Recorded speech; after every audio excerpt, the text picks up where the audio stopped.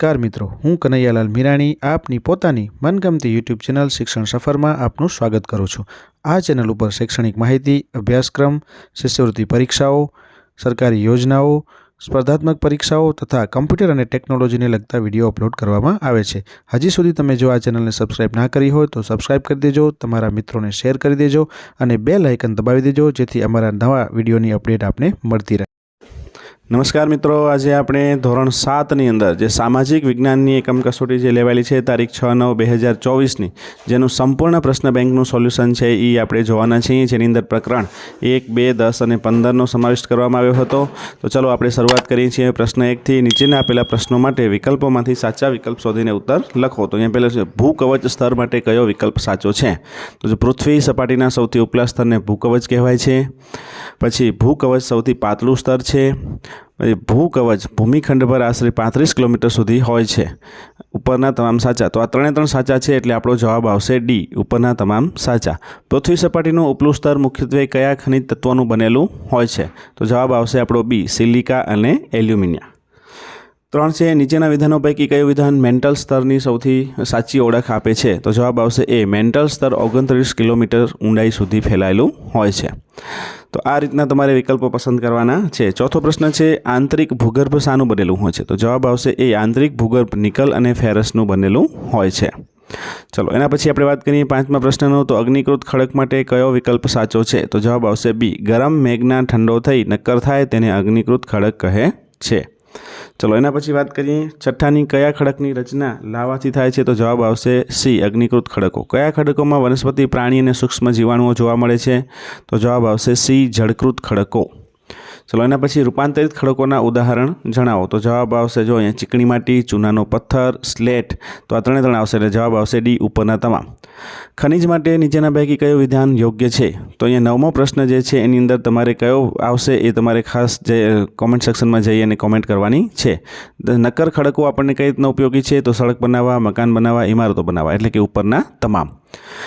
घंटीमां अनाज, दाणा के मसाला ने पीसवा माटे वपराता पत्थर कया खड़कमांथी बनेला होय छे? तो अहींया तमे जोई शको छो कया खड़कमांथी बनेला होय छे? तो सी, अग्निकृत खड़क।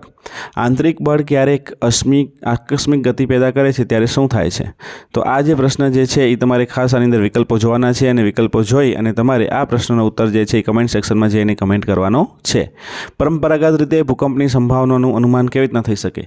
तो सरीसृपोनुं पृथ्वी पर आववुं, पछी तळावनी माछलीओनी तीव्र हेरफेर अने प्राणीओना वर्तननो अभ्यास। आ त्रण जवाब आपणा साचा छे એટલે जवाब आवशे डी, उपरना ત્રણેય विधान साचा छे।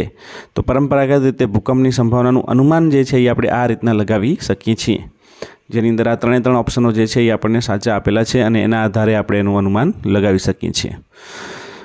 चलो एना पछी प्रश्न 14, कया घटकोने कारणे घसारणनी प्रक्रिया थाय छे? तो जवाब आवशे आपणो डी, जल, पवन अने हिम। जलप्रपात के जलधोध कोने कहे छे? तो जवाब आवशे बी, नदी खड़क परथी ढोळाववाળી खीण के नीचाणवाળી भूमि पर पड़े तेने जलधोध कहे छे। चलो एना पछी आपणे वात करीए हवे प्रश्न 2 नी अंदर, जेमां नीचेना प्रश्नोना 1-2 वाक्यमां उत्तर तमारे लखवाना छे। अहींया कने तमने आपणे आ जे जवाबो जे छे ए सरस रीते तमने आपी दीधेला छे, तमे जोई शको छो। तमे आ रीतना आपणे आ जे छे ए जोईशुं। तमे जो हजी सुधी आ चेनलने सब्सक्राइब ना करी होय तो सब्सक्राइब करी देजो अने साथे साथे तमारा मित्रोने पण शेर करी देजो, जेना कारणे थई अने एमने पण आ सरस मजानुं सोल्यूशन छे ए सरळताथी मळी रहे। अने विडियोने लाइक करवानुं भूलता नहीं। चलो तो हवे आपणे जे प्रश्न 2 छे एनी आपणे वात करीए छीए कि प्रश्न 2 नी अंदर तमारे 1-2 वाक्यमां जवाब आपवाना छे, पण अहींया आपणे जे छे ए शॉर्टमां एना तमने जवाब आपो छे। तमारे आखे आखुं वाक्य बनावीने जवाब लखवाना होय छे, ए खास तमे अहींया कने ध्यान राखजो। चलो सौथी पहेલું છે ભદ્રાવતી કયા સ્થળનું પૌરાણિક નામ છે? તો આ જ અમારો જવાબ જે છે એ કમેન્ટ સેક્શનમાં જઈને કમેન્ટ કરવાનો છે, તમને બધાને આવડતો જ હશે। બીજું છે રાણીની વાવ ક્યાં આવેલી છે? તો પાટણ। પરમાર વંશનો સૌથી શ્રેષ્ઠ રાજા કોણ હતો? તો જવાબ આવશે રાજા ભોજ। વનરાજ ચાવડાના મિત્રનું શું નામ હતું? તો અણહિલ ભરવાડ। વનરાજ ચાવડાએ કયા નગરની સ્થાપના કરી હતી? તો જવાબ આવશે અણહિલવાડ પાટણ અથવા તો અણહિલપુર પાટણ। 8મી સદીના મધ્યભાગમાં બંગાળમાં કયા વંશનું શાસન હતું? તો આવશે પાલ વંશ। ચલો પાલ વંશનો સ્થાપક કયો રાજવી હતો? તો જવાબ આવશે ગોપાલ। चलो 8मो प्रश्न है चेर राज्यનું બીજું નામ શું હતું? તો કેરળ મલયાલમ। चलो એના પછી 9મો છે રાજપૂત યુગમાં રાજાનું પદ કેવા પ્રકારનું હતું? તો એનો તમારે જવાબ છે કમેન્ટ સેક્શનમાં જઈને કમેન્ટ કરવાનો છે। કલિકા સર્વજ્ઞ તરીકે કોણ ઓળખાય છે? તો જવાબ આવશે રાજા ભીમદેવ।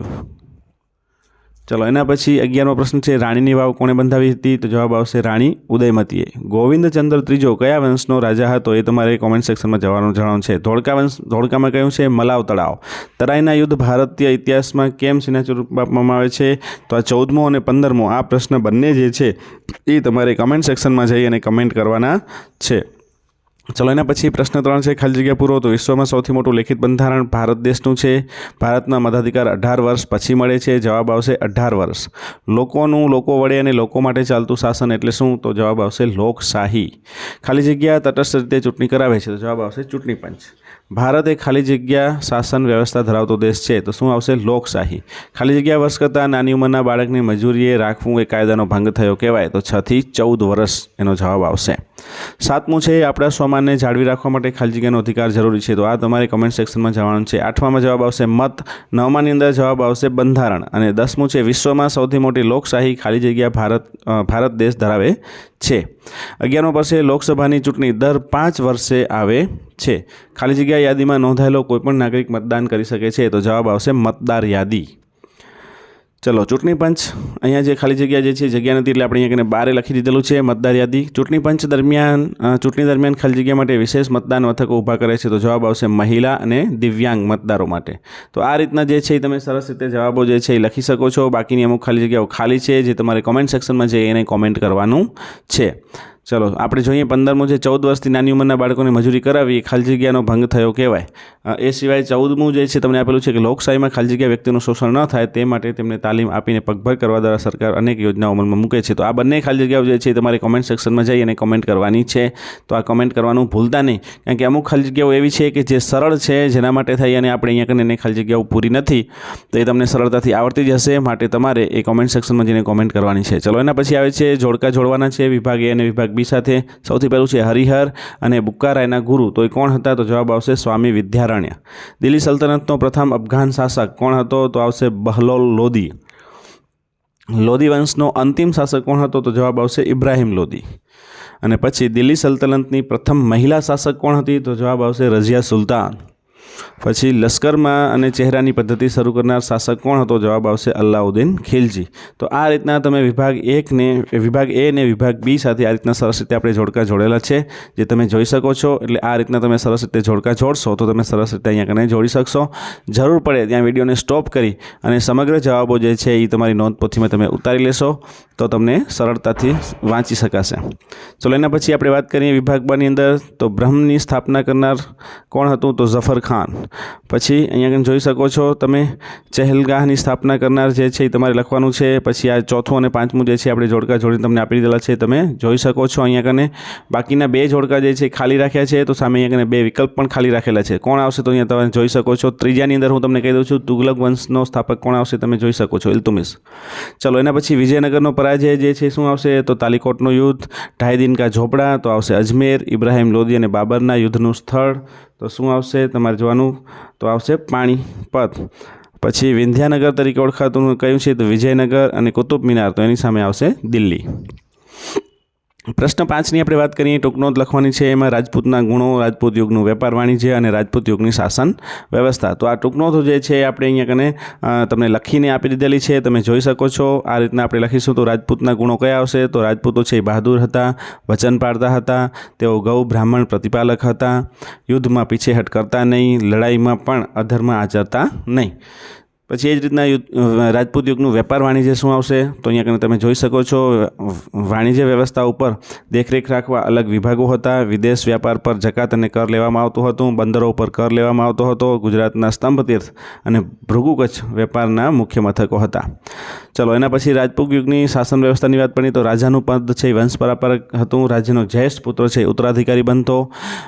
એ જે છે એનો જે છોકરો છે એ પહેલાં યુવરાજ બનતો, પછી રાજકુમાર, યુવરાજ અને એ રીતના બનતો છે. લોકો અથવા રાજ દરબારીઓ જે હતા આ રીતના તમારે આ જે છે મંત્રીપદ 2 પ્રકારના હતા, અમાત્ય અને આ રીતના તમારે લખવાનું જે છે તમે જોઈ શકો છો. અમાત્યનું કાર્ય છે મંત્રણા અને રાજનીતિ કરવાનું હતું. કાર્ય લડાઈ અને સુલેહ કરવાનું હતું. અને નગરની સામનો વડો નગરપતિ જે છે એ કહેવાતો અને ગ્રામ પંચાયતનો વડો મુખી